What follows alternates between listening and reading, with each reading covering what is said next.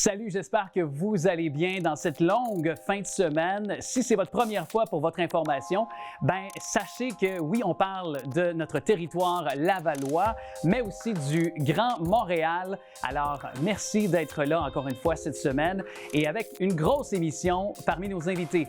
Nora Atala et Mathias Carpoula, qui sont parmi les auteurs d'un livre qui se plonge dans l'univers de Marilyn Monroe. France Boisclair vient nous conscientiser sur la réalité des proches aidants. Mathieu Trottier-Cavana nous parle de son projet de film qui parle de la rébellion des patriotes. Également, Marie-Lou Mucret qui parle de sexualité chez nos jeunes. On aura l'occasion aussi de recevoir des musiciens hors pair sur la scène jazz montréalaise qui offre ces jours-ci un album.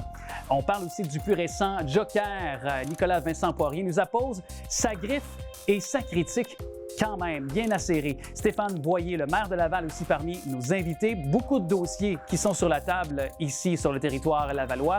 Et aussi, on parle du petit William, histoire inspirante, et sa maman également, qui se bat pour qu'il puisse avoir de nombreux droits.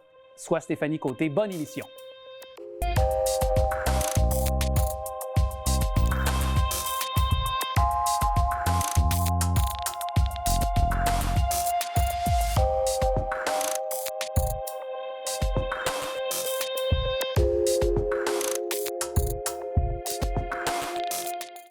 La saison dernière, on a reçu Stéphanie Côté, qui est la maman du petit William. Une histoire qui nous a tous touchés. On va vous raviver à l'esprit, évidemment, comment, et aussi prendre, évidemment, aussi l'état de santé, comment ça se passe présentement pour William. Puis aussi parce qu'il y a d'autres activités de financement pour soutenir la famille de Stéphanie Côté et du petit William aussi prochainement.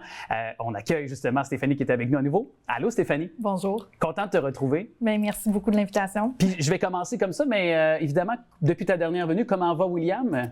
Aller jusqu'au mois d'août, ça allait quand même assez bien, mais le mois d'août, c'est toujours... l'été, c'est toujours difficile pour lui, aussitôt que l'humidité puis la chaleur, il souffre plus. Oui. Puis justement, pour qu'il souffre plus, peut-être aussi à raviver à l'esprit des gens, quelle est la condition de William? Parce que, donc, on ne peut pas dire maladie, c'est un désordre neurologique. Donc, raconte-nous ce que depuis là, les premières années de sa vie là, auxquelles il est confronté, les défis que doit vivre là, William. En fait, il y a un problème génétique. C'est le généticien nous avait expliqué un peu que c'est comme dans l'ADN, on a 4 lettres. On a le A, le T, le C et le G. Et William n'a pas le C. En plus, le T est en double. C'est comme si on ouvre un livre d'histoire, puis que dans le livre, les C n'existaient plus, qu'ils étaient tous transformés en T, ça devient difficile. C'est ce que le cerveau à William a de la difficulté à lire les signaux de son corps. Fait qu'il est tout le temps en souffrance, soit qu'il y a des spasmes musculaires. Il souffre tellement qu'il en perd conscience. C'est comme son cerveau, il fait des resets. Son cœur palpite beaucoup. Fait des convulsions? Ou en fait, c'est pas des convulsions. C'est vraiment... parce que, il a fait des tests d'épilepsie et tout, puis c'est pas vraiment des convulsions. C'est vraiment un reset du cerveau. Fait que c'est ça, puis ça a pris comme 8 ans avant de trouver le neurologue qui prenne en charge mon fils, parce qu'au début, il n'était pas pris au sérieux. C'est ça, c'est de la recherche, mais pendant ce temps-là, pendant ces 8 ans-là, pour votre famille, ça a été de l'incertitude, ça a été... puis on doit demeurer confiant pour notre enfant, on doit toujours l'envelopper, lui donner de l'amour, puis rester positif. Donc, pour vous, pour toi aussi, ça n'a pas dû être évident non plus pour ces 8 années-là pour comprendre un peu mieux la réalité de William. Là. Ouais, effectivement, c'est de croire en son enfant puis de croire en maman. C'est notre enfant, on le comprend, là. Mais c'est ça, ça a été un long combat de remise en question. Oui. Mais là, donc, il a eu un épisode plus difficile au mois d'août, c'est ce que je comprends. Ou depuis le mois d'août, ça va un petit peu moins bien parce que comme l'été, comme on disait, c'est plus difficile là, avec le désordre neurologique, c'est ça? Oui, il y a toujours une régression au mois d'août. OK. Puis souvent au mois de janvier, aussitôt qu'il fait très, très froid. Là. C'est vraiment par saison que c'est plus difficile, mais le reste de l'année, il est tout le temps en souffrance. C'est comme tantôt, il est capable de marcher, tantôt, il n'est plus capable. Okay. Tantôt, il essaie d'écrire, oups, là, il y a un spasme musculaire et il n'arrive plus à écrire. Ça l'empêche d'écrire. Oui. Ça atteint ses yeux, ses oreilles, ça atteint tout son corps. Donc, OK. Et est-ce que Parce que là, c'est rare, comme j'imagine, comme condition. Donc, est-ce qu'il y a des remèdes? Est-ce que la recherche on peut espérer dans un avenir rapproché de soulager au moins William, puis peut-être trouver éventuellement quelque chose qui pourrait l'aider, là, disons, à apaiser tout ça, ses souffrances? C'est ça. C'est pour ça que là, on organise des événements. Puis le Dr Myers, le neurologue qui suit William depuis 2018, c'est une vraie perle. Il est toujours là pour lui. Puis c'est ça, il disait qu'il veut ouvrir une recherche pour comprendre son désordre, pour pouvoir mieux l'accompagner. Et il ne pense pas le soigner, mais au moins lui donner une meilleure qualité de vie. Oui, le soulager, le mot soulager au quotidien, puis évidemment mieux le soutenir dans ce qu'il a à vivre. Et c'est pour ça d'ailleurs qu'on avait notamment, là, parmi ces campagnes de financement, tu étais venu nous voir l'an dernier pour parler de ce match des anciens Canadiens. Je sais que ça a été une belle soirée. Je pense que tout le monde a vécu vraiment un bon moment. Puis William lui qui aime le hockey, devait être aux anges de voir des anciens du Canadien, j'imagine. Ouais, c'est sûr que de voir du monde heureux, que les gens veulent s'impliquer au niveau des enfants malades, pour lui, c'est une grande mission. Il veut vraiment sensibiliser les gens aussi, sans en parler, parce qu'aussi, il est autiste, mais il a sa façon à lui de s'exprimer, puis que les gens étaient... il venait lui dire bonjour, puis tout ça. Il était vraiment, vraiment heureux de voir que les gens s'amusaient. Aussi. Oui, parce que c'était vraiment un bon match. Oh, oui, c'est un bon match. Puis, c'est une belle soirée mémorable. C'est ça. Et donc, ça a été les bénéfices ont été remis justement pour la recherche. Oui, c'est ça? Exactement. À la Fondation de l'Hôpital de Montréal pour enfants, plus précisément au département du programme de recherche pour les maladies neurologiques rares du Dr Myers. Puis si on veut justement donner au suivant, puis contribuer à votre cause, puis évidemment comprendre un peu mieux les prochains événements, il y aura, oui, en mars, une soirée caritative, un prochain match des anciens Canadiens, on en a fait référence, c'est en mai 2025, mais très bientôt, là, le 2 novembre, donc, le Qui-a-t-on en Mascouche, thématique Halloween, je pense. Est-ce que tu seras d'ailleurs déguisé ou... Oui. Je ne sais pas encore en quoi, mais William en Wolverine. Ah, OK. J'aurais pensé à un joueur du Canadien, peut-être. Non. C'est bon. En super-héros. En super-héros, OK. Il est un super-héros, anyway. C'est vrai. C'est une très belle façon de le dire. Alors, 2 novembre, Qui-a-t-on en Mascouche? On invite les gens. Déjà, les liens sont au bas de l'écran, l'image également aussi. Merci beaucoup d'être passée, Stéphanie. Puis, je t'invite déjà pour 2025 à venir nous partager les prochaines activités aussi. Puis, salutations au beau petit William. Un grand merci. Merci.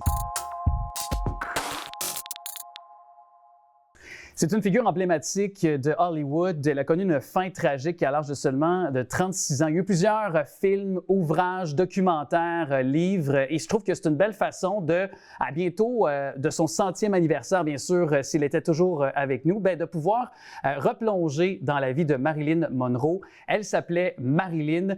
C'est un livre qui a été écrit, évidemment, à plusieurs têtes, soit Nora Atala, autrice, Jean-Max Méjean et aussi Mathias Carpoula, qui ont bien voulu se plonger dans l'univers de Marilyn Monroe d'une manière donc très, très, très singulière. On les joint évidemment par le truchement de la technologie, soit avec nous Mathias Carpoula et aussi Nora Atala. Bonjour. Bonjour, bien. Bonjour. Pourquoi Marilyn Monroe vous fascine à ce point pour en écrire un livre, justement? De mon côté, c'est à l'âge de 10 ans, après le décès de mon père, je l'ai découverte dans un Paris Match en noir et blanc.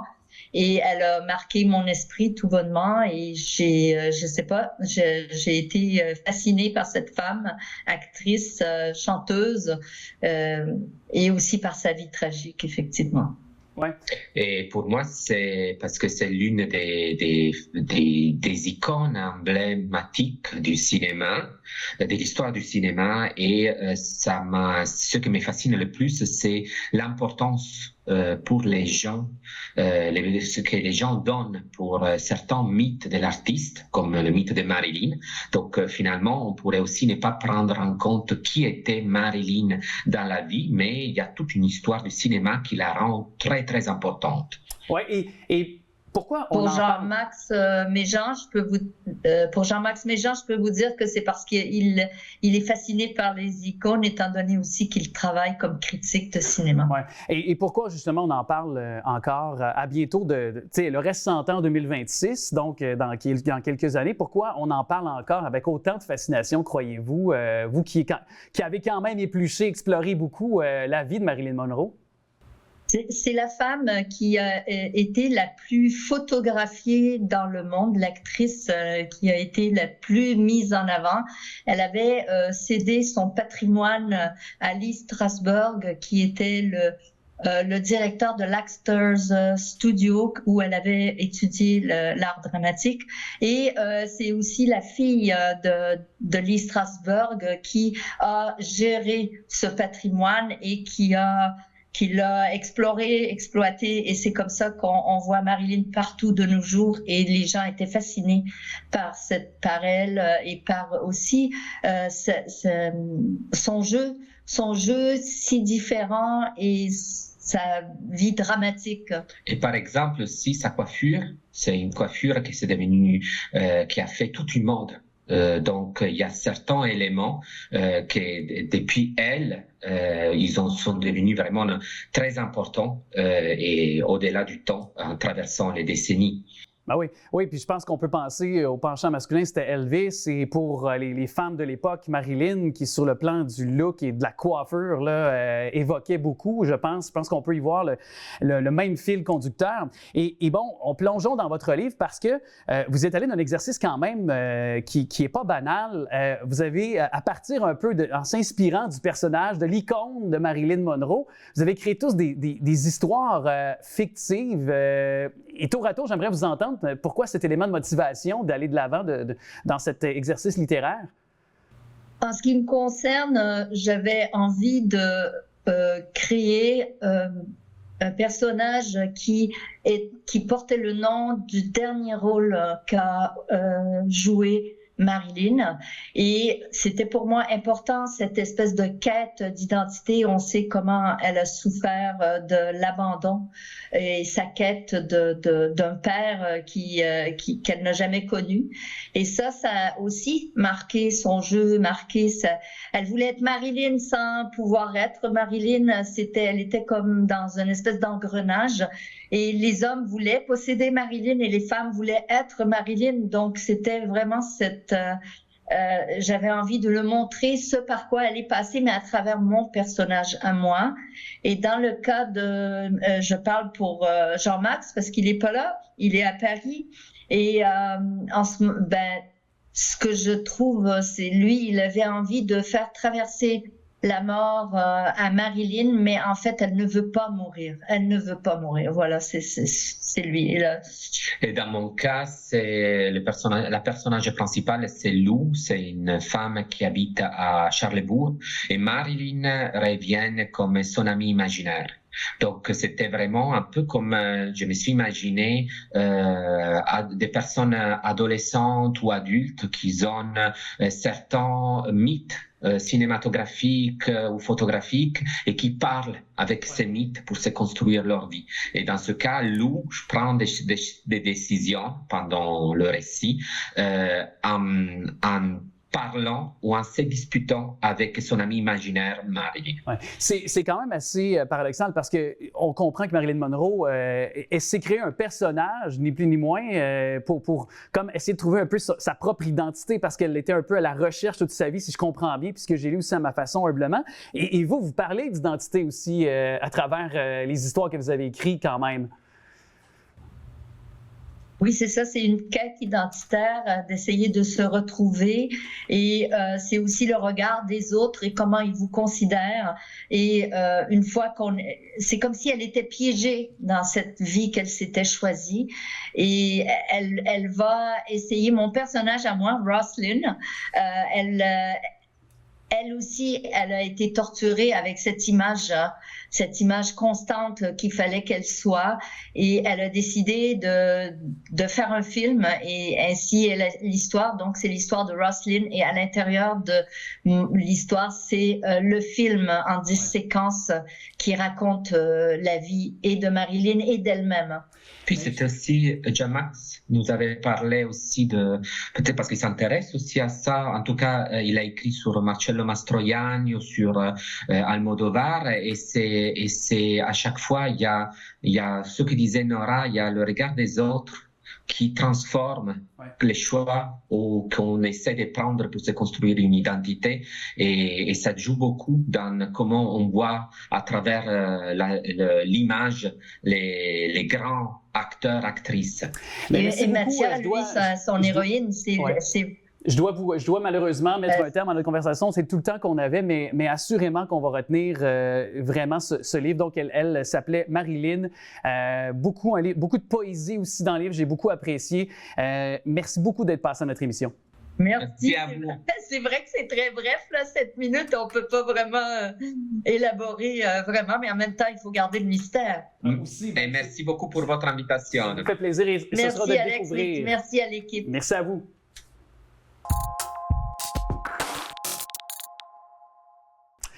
C'est le retour très bientôt, c'est du côté du mois de novembre, donc du Salon des personnes proches aidantes. On va en discuter avec France Boisclair, elle qui est de l'Association lavalloise des personnes aidantes. Bonjour, merci d'être là. Bonjour. Alors, on va démystifier tout d'abord, ça peut paraître un petit peu, de façon basique, mais qu'est-ce que c'est un proche aidant ou une personne aidante, là? Une personne aidante, un proche aidant, bien là, maintenant, il y a une définition avec la loi, mais c'est quelqu'un qui prend soin d'une autre personne qui a une problématique de santé. Puis ça peut être très large, la problématique de santé. Il y a des variantes, là, oui. Puis ça va être une aide ponctuelle, des fois constante, mais c'est parce qu'on a déjà une relation avec cette personne-là. On a une relation d'amitié, une relation, c'est notre conjoint, c'est notre enfant, c'est notre sœur, notre frère, mais on a une relation affective avec cette personne-là, puis on veut l'aider à continuer dans la société. Donc, on lui amène un soutien. Et c'est ça, une personne proche aidante. Et surtout, la personne proche aidante, elle n'a pas de salaire. Elle n'est pas payée. Et ce n'est pas une bénévole qui est engagée pour aller s'occuper de la personne non plus. C'est vraiment quelqu'un de par son cœur veut donner du temps pour aider quelqu'un d'autre. Puis, depuis la pandémie, on dirait qu'on a pris doublement conscience de ces personnes-là, de ces droits-là. En tout cas, moi, je pense, là, dans les conversations que j'ai avec des gens autour de moi, puis de ceux qui, justement, sont des personnes qui soutiennent des gens qui en ont bien besoin, peu importe leurs conditions. Est-ce que, par la pandémie, est-ce qu'on a appris, est-ce que nos proches aidants, nos personnes aidantes sont reconnues enfin à leur juste valeur en 2024? Reconnu, pas complètement, parce qu'il reste encore beaucoup de travail à faire de ce côté-là. On essaie de faire reconnaître l'expertise que le proche aidant développe, parce que quand on est un proche aidant, on apprend différentes choses. On a une bonne idée de ce que la personne malade a besoin. Mais la reconnaissance, ça reste une grosse chose à développer parce que vu que la personne elle-même souvent ne se reconnaît pas comme une proche aidante, c'est difficile pour son entourage de voir que c'est un proche aidant. Oui. Par contre, souvent, c'est l'entourage qui s'en aperçoit avant elle parce que la personne est trop investie dans son rôle de proche aidant. Qu'est-ce qu'on peut faire pour peut-être avoir une reconnaissance supplémentaire? Puis qu'est-ce qu'on peut faire pour améliorer, pour qu'ils soient davantage reconnus à leur juste valeur, ces personnes-là? Ce qu'on s'aperçoit au fil des années, puis dans différents sondages qu'on a fait, parce que je fais partie aussi de d'autres organismes provinciaux, c'est que quand c'est nommé par le médecin, quand c'est nommé par le médical, c'est mieux reçu. Quand c'est nommé par les gens autour de nous, on se dit non, c'est normal, c'est mon enfant, c'est normal que je fasse ça, c'est ma mère, c'est normal que je fasse ça. On normalise les choses, là. Oui, on normalise. Puis ici à Laval, avec les personnes immigrantes, c'est encore plus difficile pour eux autres de se reconnaître comme proche aidant parce que c'est dans leur culture. Fait qu'on a beaucoup de travail à faire pour nommer c'est qui un proche aidant exactement, parce que le proche aidant, il y a plusieurs visages. Puis c'est sûr que pour certains, ça ne posera pas de problème, mais souvent, on dit que quand on devient proche aidant, on va avoir besoin d'aide. Fait qu'il faut aller chercher du soutien. Puis le 7 novembre, ce sera le salon. C'est ça. Est-ce que c'est pas ça, justement, une belle occasion pour aller assister au salon, puis aux gens aussi qui se sentent concernés, d'aller vous voir, d'aller à la rencontre de différents aussi organismes? Le salon, ça fait 5 ans qu'on ne l'a pas fait parce que, justement, il y a eu la pandémie. Parce qu'on l'avait fait en 2016, 2017, 2018. Et souvent, on va dire, bien, pourquoi faire un salon à tous les ans? Voyons, c'est toujours le même monde, toujours la même information. Oui, c'est vrai, sauf que les proches aidants, c'est des nouveaux proches aidants. C'est des nouvelles personnes qui ont besoin d'informations et souvent, ils vont aller chercher l'information quand ils en ont besoin. Donc, c'est important de toujours répéter l'information pour qu'ils puissent l'avoir. C'est 70 kiosques qu'on a qui vont être présents de différents services. Et pour nous, c'est important de faire connaître autant les services au niveau privé qu'au niveau communautaire. Donc, ça mélange les deux. Donc, nous, l'ALPA, on porte l'organisation du salon, mais on est quand même content parce qu'on a quand même, au niveau financier, réussi à avoir les députés fédéraux, députés provinciaux, la Ville de Laval, l'appui, nous aider financièrement pour le réaliser. Fait que c'est quand même quelque chose, le communautaire qui aide le communautaire. D'ailleurs, M. Boyer, le maire qu'on va recevoir dans cette émission plus tard, il va être présent. Puis Mme Kim Thuy, que je dois mentionner parce que c'est un déjeuner causerie, elle sera là pour livrer quel type de message aux gens sur place? On a une rencontre à avoir avec elle, mais par contre, c'est sûr que moi, je veux diriger l'entrevue pour qu'elle puisse nous parler de elle, comment qu'elle voit, comment qu'elle a découvert qu'elle était une proche aidante vis-à-vis de son fils qui est atteint d'autisme et est-ce qu'elle le réalise? Parce que souvent aussi, même si elle a beaucoup d'années, peut-être que pour elle, c'est tout à fait normal encore.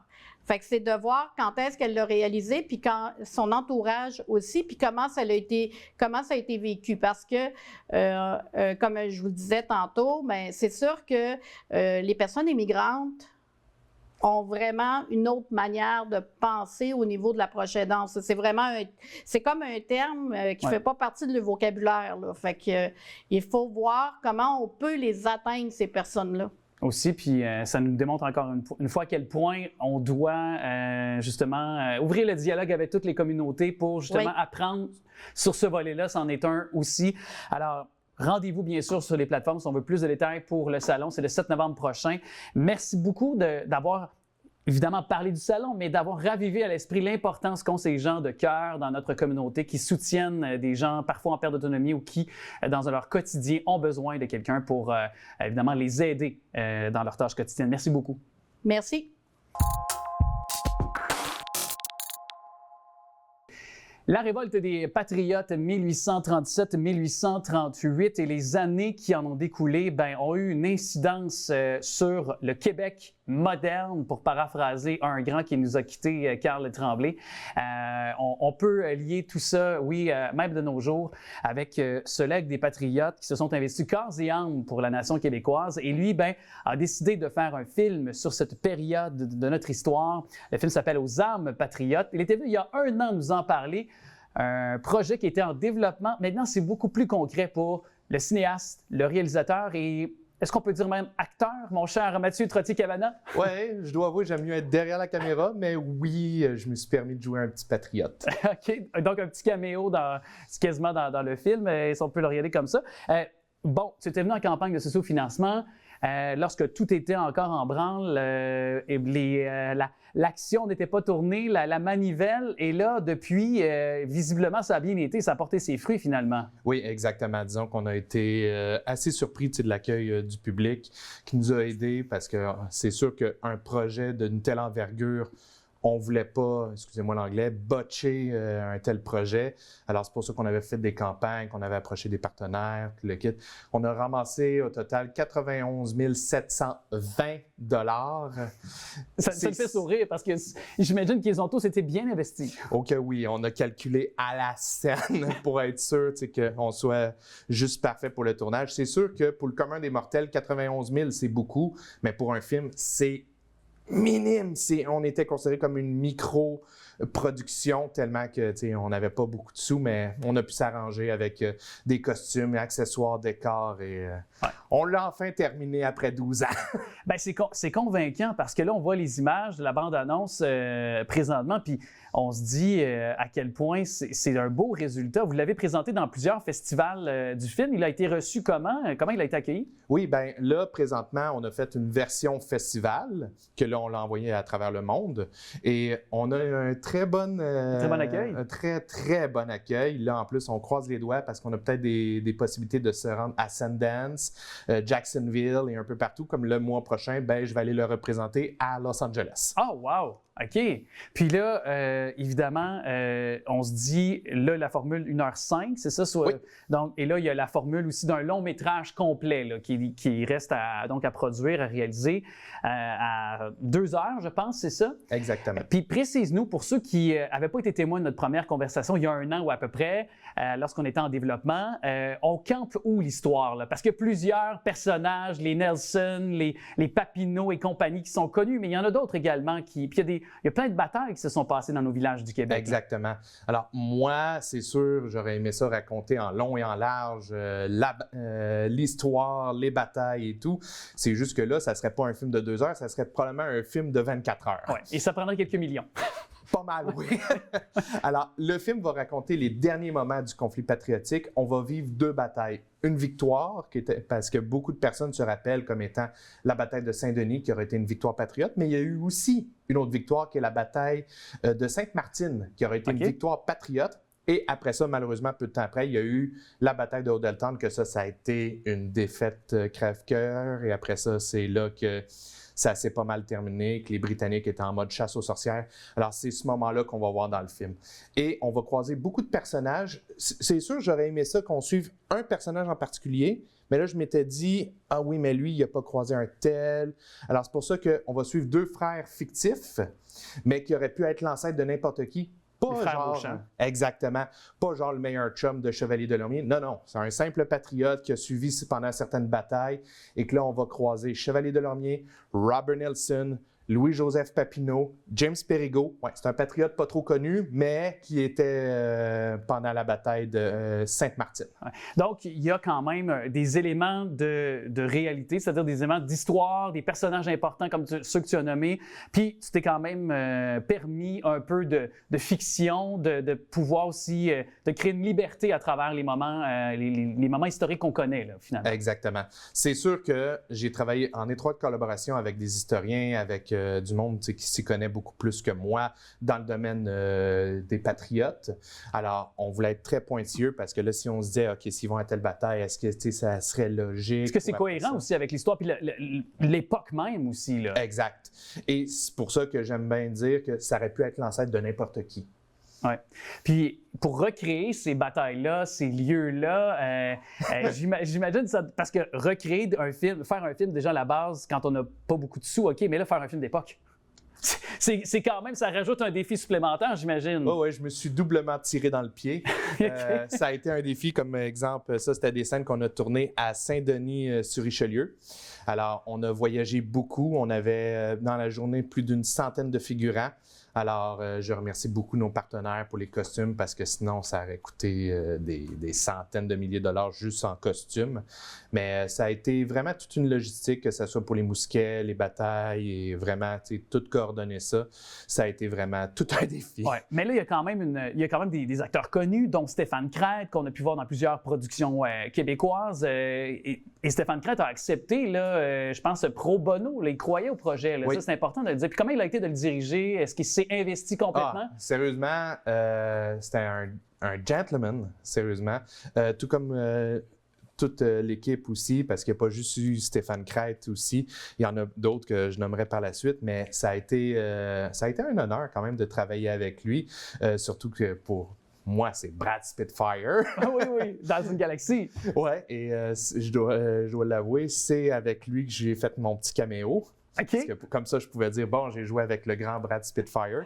Mais non, il était vraiment intéressé. Et moi, quand je lui ai dit, écoute, en 4 heures, je fais tes scènes, il était comme, OK, on relève le défi. Parce que d'habitude, des fois, des journées de tournage, juste pour 2 minutes, c'est peut-être une journée. Mais là, malheureusement, on n'avait pas autant de temps.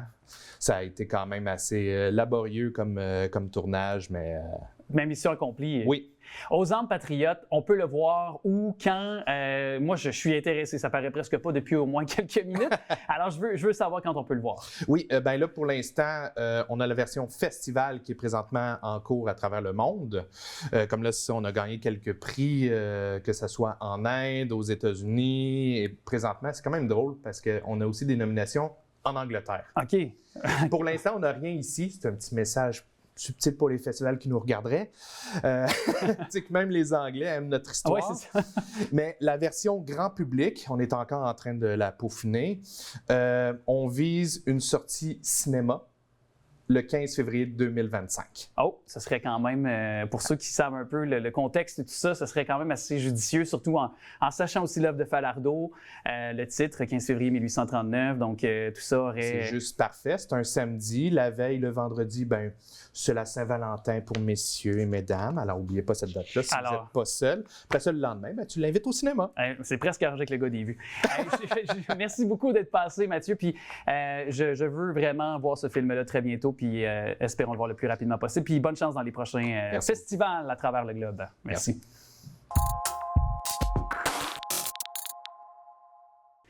Quand on parle de sexualité, d'éducation sexuelle aussi chez nos jeunes, je pense qu'on est tous d'accord qu'on veut le faire dans un environnement sain et évidemment avec aussi de façon scientifique des gens qui sont formés et qui peuvent l'amener également sans être moralisateurs envers nos jeunes, d'ouvrir un dialogue, de comprendre la réalité. Et je trouve que ce projet-là est porteur. On en discute avec la fondatrice de Nouveau Cadre et c'est Marie-Lou Mucret qui est avec nous. Allô Marie-Lou. Salut. Merci d'être là. Peut-être préciser aux gens, parce que tu es déjà venu dans notre émission, mais évidemment, cette année, nouvelle saison, reprécisons ce que c'est Nouveau Cadre. Nouveau Cadre, c'est un organisme d'éducation sexuelle pour le primaire et le secondaire au moyen de l'art. Et c'est ça qui nous différencie des autres organismes qui ont le même sujet, qui est l'éducation sexuelle. Aussi, et vous avez fait beaucoup d'activités, entre autres, je sais, au secondaire, il y a la réalité, il y a un phrasé qui est adapté à leur réalité. Ils sont un petit peu plus âgés, donc on peut peut-être en parler de manière différente.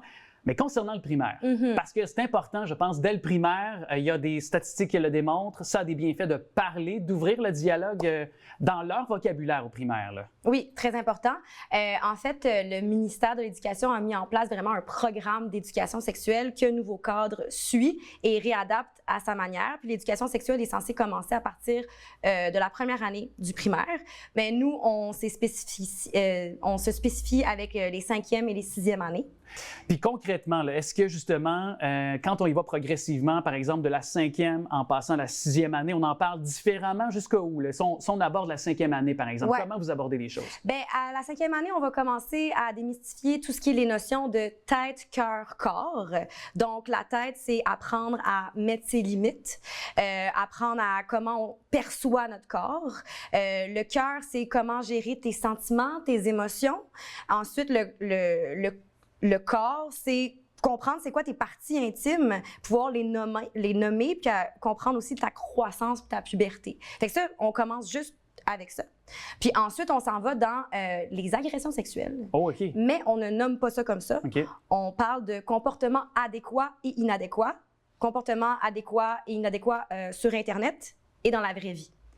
Ça, c'est très important de les outiller par rapport à ça parce qu'ils se retrouvent avec un téléphone cellulaire souvent en très bas âge, puis ils ne savent pas toujours à qui ils parlent. Oui, ils ne comprennent pas le lexique non plus et toujours dans un esprit de légèreté. Hein. Puis ça, il faut le rappeler, vous êtes toujours de manière, je pense, ludique puis divertissante. Il faut quand même le préciser quand même dans un contexte. Oui, c'est ça. C'est très important de ne pas faire peur aux enfants. C'est d'ailleurs pour ça qu'on n'utilise pas les mots agression sexuelle, mais ils le comprennent. Puis on utilise une méthode un peu plus comme on raconte une histoire comme un conte. Puis moi, mettons, comme comme je suis une actrice dans la vie, ben, je vais jouer vraiment un personnage de super-héroïne qui s'appelle Super Lou.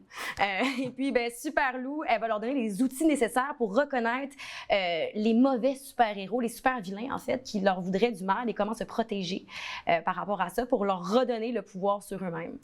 En 6e année, est-ce qu'on aborde des thématiques différentes ou est-ce qu'on va plus loin, on explore plus loin? Ben, qu'est-ce que tu en penses? Je pense que oui, là. Je pense que oui, parce que des fois, l'écart de juste 1 an fait toute la différence là, dans la compréhension de certaines choses. Ben, aussi, des fois, en 5e année, ben, quand tu es un garçon, ben, t'as pas... Les hormones commencent à sortir un peu, là. Qu'est-ce qui se passe, mettons? Ouais. Ben, des fois, la puberté fait son œuvre. La puberté, ben, c'est de ça dont on va parler en 6e année. Fait que, mettons, souvent en 6e année, les petites filles commencent à avoir leur menstruation ou des pertes blanches. On parle souvent jamais de pertes blanches. Les petits garçons, ben, ils vont avoir leurs premiers spermatozoïdes qui vont arriver. Fait qu'on va en parler. Donc, c'est l'éveil amoureux sexuel. C'est ça. L'éveil amoureux et sexuel, c'est 2 choses complètement différentes. Oui. Oui. On va se le dire. Fait que l'éveil amoureux, c'est comme ressentir des petits papillons pour quelqu'un dans ta classe qui soit du sexe opposé ou du même sexe, puis pas comprendre pourquoi tu ris tout le temps. J'ai un kick dessus. C'est là. ça. Mais l'éveil sexuel, c'est peut-être un petit peu plus que ça. Là. Oui. Fait que c'est avoir envie de lui faire des câlins, de lui tenir la main. Puis c'est important de comprendre pour les parents aussi que la sexualité d'un enfant est très différente de la sexualité d'un adulte. Et souvent, les parents ont peur de l'éducation sexuelle parce qu'ils pensent qu'on va leur en parler comme à des adultes. Mais c'est pas du tout le même développement psychosexuel, celui d'un enfant que d'un adulte. Est-ce que j'ai compris que vous abordez l'image corporelle aussi? Ça, c'est important pour... On pense à nos jeunes filles, mais nos jeunes hommes aussi, parce que le corps change complètement dans cet âge-là, 12, 13 ans aussi. Là. Bien, c'est pour ça qu'on a des capsules éducatives, Ouais. puis pour lesquelles on a utilisé des adolescents de 15-16 ans qui leur parlent, eux, de leur puberté. Fait qu'on a autant des garçons que des filles, puis c'est justement pour redonner aux garçons, mettons, tout à coup, leur voix change, comment ils se sentent par rapport à ça. Ils ont des boutons, les filles aussi, la poussée des seins, les poils, puis les rassurer sur le fait que leur corps va sûrement être différent que celui de leur ami, puis qu'il faut s'accepter comme on est. Oui, un message positif, celui-là, s'il en est un, important, surtout en cas d'identité, là, éventuellement dans les années qui vont suivre au secondaire et dans l'adolescence.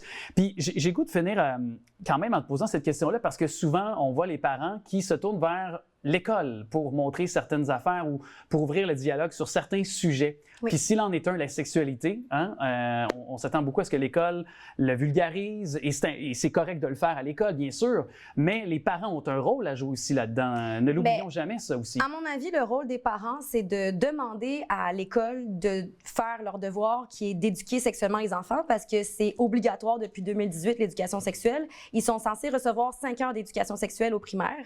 Et si leur enfant ne reçoit pas d'éducation sexuelle, ils doivent appeler la direction et demander à ce que ce soit fait, que ce soit avec l'organisme Nouveau Cadre ou un autre organisme, mais ne surtout pas laisser nécessairement les professeurs le faire, parce que les professeurs ne sont pas outillés et c'est là où ça peut créer des drames médiatiques. Oui, aussi comme on voit parfois, et ça, je suis d'accord avec toi complètement. Alors, Nouveau Cadre, les liens sont au bas de l'écran si on veut consulter vos plateformes, voir de façon plus profonde comment vous y allez de ce thème ou de ces sujets finalement qu'on a abordés de façon concrète avec les jeunes. Merci beaucoup à toi, Marie-Lou. Merci.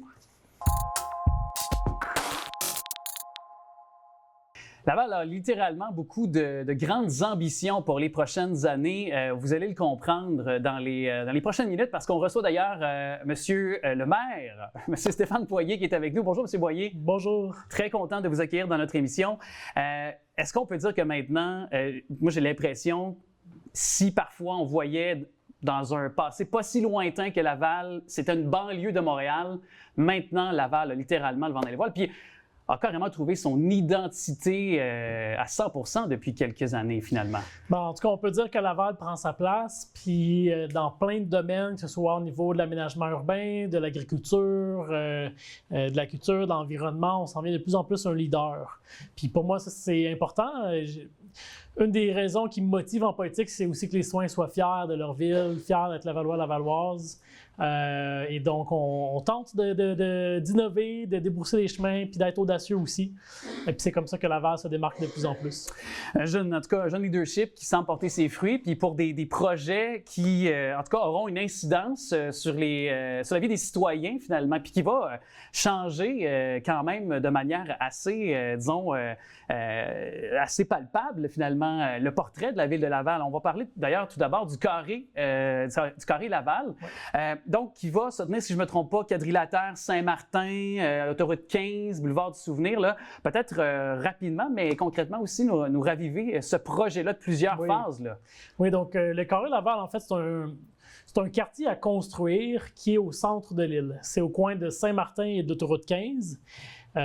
Pour ceux et celles qui connaissent le palais de justice du gouvernement du Québec, c'est derrière le palais de justice. C'est une ancienne carrière fermée dans les années 80 qui a été rachetée par la ville à l'époque. Et depuis ce temps-là, il y a eu beaucoup d'idées sur qu'est-ce qu'on pourrait faire avec ce très grand terrain et ce grand trou. Mais il n'y a jamais rien eu de concret qui s'est réalisé. Et là, on travaille activement depuis 3 ans à planifier un nouveau quartier qui se veut un quartier exemplaire, axé sur le développement durable, axé sur l'innovation. On veut avoir du logement, on veut avoir des entreprises. On aimerait avoir aussi une présence universitaire et collégiale. Okay. Et donc, c'est un tout nouveau quartier qui est à développer. Et là, on vient de lancer la première phase avec un partenariat. Et d'ailleurs, je me dis, à Laval, ça prend quand même la voiture. Hein? Je veux dire, on ne va pas se leurrer quand même, ça prend la voiture. Et est-ce que j'ai bien compris que ce quartier sera sans voiture? Oui, pratiquement sans voiture. Okay. Donc, en fait, il y a déjà 3 boulevards qui ceinturent le site. Boulevard Saint-Martin, Armand-Frappier et du Souvenir. Au centre, c'est l'ancienne carrière. Donc, présentement, s'il y a des falaises, il y a un lac. Donc, le quartier, on va développer, ça va être un grand parc au centre et les édifices vont être au pourtour, là où il y a déjà des boulevards. Donc, les gens vont pouvoir accéder au nouveau quartier par les boulevards existants, se stationner sous les immeubles à construire. Mais sur le site, ça va être un grand parc, donc il n'y aura pas de voiture. Ouais. Plutôt que de mettre de l'argent à construire des nouvelles routes, on s'est dit on va la mettre sur le parc. Donc oui, ça va être un quartier qui, je pense... Puis le but, c'est pas qu'il y ait ou qu'il n'y ait pas des voitures. Le but, c'est de faire un quartier où les gens vont se sentir bien, en sécurité, que ça va être calme. Et donc, c'est un petit peu la vision qu'on a pour ce site-là. Parce que quand on parle de logique de réchauffement climatique, on est là-dedans. Quand on pense que nos municipalités doivent s'adapter, créer plus, on le sait, d'îlots, c'est-à-dire de pouvoir créer des lieux où on va pouvoir se rafraîchir puis contrer justement le béton et ces îlots de chaleur finalement. Là. Oui, c'est une logique dans cette esprit-là. J'ai envie de dire, c'est plus qu'une raison environnementale. Quand on a des enfants, pourquoi est-ce qu'on les met dans notre cour arrière entre quatre clôtures? C'est parce qu'on est inquiet pour leur sécurité. S'ils jouent dans la rue, il y a le risque de se faire frapper. À partir du moment où dans un quartier, on a justement des grands espaces sans aucune route, sans aucune voiture qui circule, c'est beaucoup plus sécuritaire. On espère que ça va créer un climat aussi beaucoup plus agréable où prendre des marches, rencontrer ses voisins, donc créer un sentiment de communauté. Donc, c'est vraiment, je crois, il y a des bénéfices qui vont certainement pour l'environnement, mais qui vont bien au-delà de ça aussi. Les premiers jalons de ce projet-là, on le disait, c'est plusieurs millions de dollars, c'est plusieurs développements, plusieurs phases sur plusieurs années. Il y a eu une séance d'information récemment, c'était le 24 septembre, à l'intention du grand public. Ils ont pu échanger, poser leurs questions. Comment ça s'est passé? Est-ce que ça, c'est pas un des premiers jalons, justement, de concerter les Lavalloises et les Lavallois, finalement? Oui, définitivement. Donc, on veut consulter les citoyens, mais on veut aussi que les citoyens s'approprient le site. Jusqu'à aujourd'hui, c'était utilisé comme un dépôt en neige. Donc, on faisait une grosse montagne de neige sale à chaque hiver qui prenait jusqu'au mois de septembre pour fondre. Donc, c'est pas un endroit où les gens vont naturellement, il n'y a pas de sentier, les gens connaissent pas le terrain. Donc, on a invité les citoyens pour leur présenter c'est quoi notre vision, pour connaître leur opinion, leurs idées sur comment améliorer cette vision-là, puis aussi qu'ils apprennent à découvrir le site, qu'ils se l'approprient, parce qu'on veut que ça devienne un nouveau milieu de vie. Donc, pour nous, ça, c'est important de faire le projet avec les citoyens. Alors, pour ce projet qu'on va surveiller de très, très près, on a encore du temps, bien sûr, puis on va en prendre pour jaser de ces multiples projets qui sont sur la table à dessin pour certains, d'autres qui sont plus concrets, notamment, donc, la construction d'un nouveau complexe culturel. Bon, il n'y a pas de nom encore. Il y avait jusqu'à vendredi dernier un concours pour organiser, de lui trouver un nom. Certains y allaient de façon provisoire avec le nom de Bibliothèque complexe culturel infraculturel. Donc, à la base, pourquoi c'est important pour vous d'y aller de ce nouveau complexe culturel? Je vais l'appeler comme ça pour l'instant. Quand je me suis présenté comme conseiller municipal en 2013, ça commence à dater. Ouais. J'étais encore jeune, mais ça commence à dater. Pas de cheveux gris encore, quoique, non? Quoique, il y en a quelques-uns. Ils sont encore timides, mais ils sont là. Je me rappelle, j'avais rencontré un organisme culturel de Laval qui m'avait présenté une brochure qui datait de 2010. Puis dans cette brochure-là, c'était l'idée d'avoir un endroit à Laval où le milieu culturel pourrait se rassembler pour créer, Puis quand on parle de milieu culturel, on parle de la musique, du chant, de la danse, de la littérature, donc de l'art sous toutes ses formes, parce qu'il n'y a pas d'endroit comme ça qui existe chez nous. Et donc, il y a cette idée-là de consolider le milieu culturel. En parallèle, la ville, on a des grands besoins en bibliothèque. On est une des régions du Québec avec le moins de bibliothèques par habitant et une des régions où il y a eu le moins d'investissement en culture par habitant historiquement. Donc, on a un rattrapage à faire. Donc, on s'est dit, bon, ben voilà, on va combiner les deux, on va faire un projet. Ça va devenir l'idée, c'est d'avoir un bâtiment qui va être un lieu fort où pourront venir des citoyens à la fois pour une bibliothèque municipale. Puis, quand je dis bibliothèque, c'est plus juste des livres de nos jours, c'est aussi des ateliers numériques, c'est apprendre à utiliser des logiciels, des imprimantes 3D. Donc, c'est vraiment un endroit où les jeunes et moins jeunes viennent pour apprendre. On veut partager la connaissance, le savoir. Ouais. Et il y aura aussi sur place les bureaux d'une quinzaine d'organismes qui vont avoir leurs employés sur place, mais qui vont avoir aussi des salles de diffusion, de production, donc un auditorium, venir écouter des conférences, des salles de danse pour prendre des cours. Donc, ça va être vraiment un lieu très emblématique là, pour tout ce qui est la culture et le savoir à Laval. Et si je ne m'abuse, vous avez eu l'obtention d'une aide financière importante de la part de Québec, je pense, là-dedans, oui? Oui, donc c'est un projet d'environ 150 millions pour le bâtiment, 44 millions de Québec en subvention, plus une deuxième subvention, vu que le bâtiment est très éco-énergétique. Donc, il y a différents éléments qui vont être subventionnés à hauteur de 6 millions. Donc, le tiers du projet, 50 millions environ, est subventionné. Donc, c'est un... Puis on est bien faire. Là. Ça faisait plusieurs années là, qu'on était en discussion avec le gouvernement du Québec. Et là, ça a abouti cette année. Et on a même procédé à la première pelletée de terre. Donc là, on a octroyé le contrat pour la construction. On pense livrer quand, le bâtiment? En 2025 ou plus tard? C'est un bon 2 ans de construction. Donc, cet hiver, les gens vont commencer à voir, là, le site, c'est devant le métro Montmorency. Et donc, les gens vont commencer à voir des pelles mécaniques s'activer dans les prochaines semaines. C'est un bon 2 ans de construction. Après ça, il faut remplir les étagères de livres et tout. Mais d'ici 2 ans, les gens vont pouvoir visiter le bâtiment. Complexe aquatique, il ne nous reste plus beaucoup de temps, mais si jamais je vous lance un défi d'aller faire la plus grosse bombe ensemble sur le tremplin, est-ce qu'on peut y aller bientôt, l'ouverture officielle? Ou... définitivement. Je ne sais pas si je vais t'accompagner sur le plus haut tremplin, mais parce qu'on a quand même des tremplins de bonne envergure. Oui. Il faut avoir le cœur solide. Oui. Mais oui, l'ouverture est prévue pour la fin de l'année, donc à quelque part en décembre, on va bientôt annoncer la date. On a déjà les clés. Présentement, on est en train de faire la formation des sauveteurs, formation des employés qui vont s'occuper de l'entretien du site.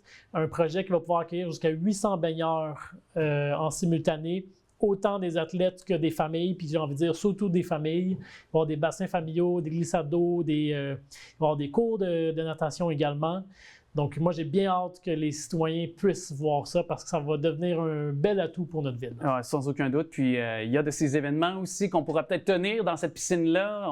On se ravive à l'esprit les Jeux du Québec d'été. On y a pris goût à ces événements aussi d'envergure sur le territoire lavallois. Merci beaucoup. Même, il y a les Jeux de la francophonie qui s'en viennent en 2025. Oui, bien certainement. Oui, c'est vrai. Il ne fallait pas que j'oublie. Bien, merci beaucoup à vous, M. Boyer. Puis, on vous invite très bientôt. J'ai hâte de visiter avec vous le complexe aquatique très bientôt. Merci. Un grand plaisir. On s'achètera un speedo avec le logo de Laval. Avec plaisir, avec un casque de bain. Oui. On y va, on est prêt. Merci. Lors de son premier week-end d'exploitation, il a été un peu sans surprise, malgré les mauvaises critiques. Le film qui a rapporté le plus au box-office nord-américain, c'était 40 millions de dollars. Évidemment, c'est sans compter à travers le monde. On parle du tout nouveau Joker Folie à 2 avec Nicolas Vincent Poirier. Salut Nico. Salut Alex. Est-ce que tu as été gaga du tout nouveau Joker? Je te dirais qu'il y a 2 éléments que j'ai adorés du film, que j'ai bien apprécié de ce film-là. Le premier élément, c'est que ce film-là a permis à beaucoup de gens de travailler, ce qui est très, très important. Et j'ai adoré la fin aussi. La fin est très controversée pour beaucoup de monde. Certains l'aiment, certains ne la dira l'aiment pas. Non, mais ce que je veux dire, c'est que moi, je l'ai adoré. Pourquoi? Parce que la fin du film signifiait la fin de mon calvaire à moi. Pour regarder à ce point-là? Ce film-là. Ça aurait pu finir de n'importe quelle façon et la fin aurait été parfaite. Ça aurait pu finir en plein milieu d'une phrase, en plein milieu du film, à n'importe quel moment. L'introduction animée, elle, oui, elle est très belle. Mais pour ce qui est du reste, disons que c'était pas ma tasse de thé. Essayons de trouver du bien de ce film-là. Si tu le veux bien, là, parce que j'ai quand même trouvé que l'esthétisme visuel la direction photo était magistrale. Ça, on peut leur donner. Ah oui, absolument. Visuellement, c'est magnifique. Et Lady Gaga, autant que Joaquin Phoenix, tout le monde est excellent dans leur rôle. Mais est-ce que ça fait qu'un film est intéressant? Parce que Joaquin Phoenix, il pourrait interpréter le rôle d'une tomate et il serait bon, il gagnerait sûrement un Oscar. À partir de là, est-ce que ça rendrait un type de film comme ça intéressant? Je ne pense pas. Quand on va voir un film, ce qu'on veut, c'est pas de voir un bon acteur. Oui, c'est important. Oui, visuellement, c'est important. Mais en dehors de ça, il faut que ce soit intéressant. Et pour beaucoup de gens, y compris moi, ce film-là ne l'était pas. Et pourquoi tu n'as pas aimé? Je veux dire, je comprends un peu, mais concrètement, qu'est-ce qui t'a déplu? Est-ce que c'est le scénario, c'est l'histoire, c'est... Et ce que je veux dire là, c'est bon pour tous les futurs cinéastes qui nous regardent et qui veulent Prendre des notes. Prendre des notes. La première chose, Alex, c'est que ce film-là, on ne change pas de genre quand on passe à une suite. OK? Oui, on prend Thor, le personnage évolue, on était sérieux dans un film, on est plus drôle dans un autre. Ça, c'est une chose, c'est une évolution. Mais ça, de passer au succès de 2019 à ce qu'on a là, premièrement, le genre est totalement différent. Le Joker, c'est un personnage qu'on détruit, que le réalisateur Todd Phillips détruit de A à Z. Et même Todd Phillips le dit, lui, il ne voulait pas en faire un autre. C'était un one-shot deal en 2019. Et qu'est-ce qui est arrivé? Bien, 1 milliard au box-office avec un petit budget de 55 millions. Donc, est-ce que tu peux en faire un autre, Todd? On lui a offert beaucoup d'argent, la liberté totale de faire ce qu'il veut. Et c'est ce qu'il a fait. Et moi, quand le Joker riait dans le film, j'avais l'impression, je me sentais visé, Alex. Je pensais que le Joker riait de moi. Riait de moi, lui et Todd Phillips. J'ai pris ça comme une espèce d'attrape-nigo. Todd Phillips qui dirait aux spectateurs, vous aimiez ça, vous en voulez d'autres, moi je ne veux pas en faire d'autres. Je t'ai rarement entendu être aussi vindicatif envers des films, mais est-ce que, moi, personnellement, j'ai trouvé que Lady Gaga, le fait d'imbriquer des numéros musicaux dans le film, j'ai trouvé que c'était bien fait. J'essaie de trouver du positif. Je suis comme toi, j'ai été quand même un peu mitigé, mais j'ai quand même aimé cet aspect-là. J'ai trouvé, par contre, j'ai pas cru à la relation entre les deux. Je trouvais que entre le Joker, justement, son personnage de Lady Gaga, Harley Quinn, j'ai pas cru à cette relation-là. Je trouvais ça froid. Il n'y avait pas de chimie à l'écran, je trouvais, avec ces deux acteurs-là. Oui, là-dessus, tu as tout à fait raison. Mais là-dessus, moi, ce qui est plus venu me chercher, c'est à quel point le personnage du Joker, on le détruit dans ce film-là. Et surtout, la plus grande note pour tous les futurs cinéastes à la maison, dans un film, le personnage principal, un héros, un anti-héros, qui soit dans n'importe quelle branche, il doit agir et non réagir. Ce que je veux dire par là, c'est que dans ce film-ci, le Joker, il ne fait que réagir à ce qui se passe autour de lui. Et c'est ce qui fait que ce n'est, entre autres, pas intéressant. Oui, parce qu'il est passif au lieu d'être en action dans le film. Un personnage positif dans un film, un bon personnage principal est toujours en action. C'est le personnage qui devance les choses. Qui va dicter finalement la suite du scénario, la suite du film. Puis je comprends ce que tu veux dire. Dans ce film-ci, c'est pas du tout ça le cas. Et c'est ce qui est très dommage.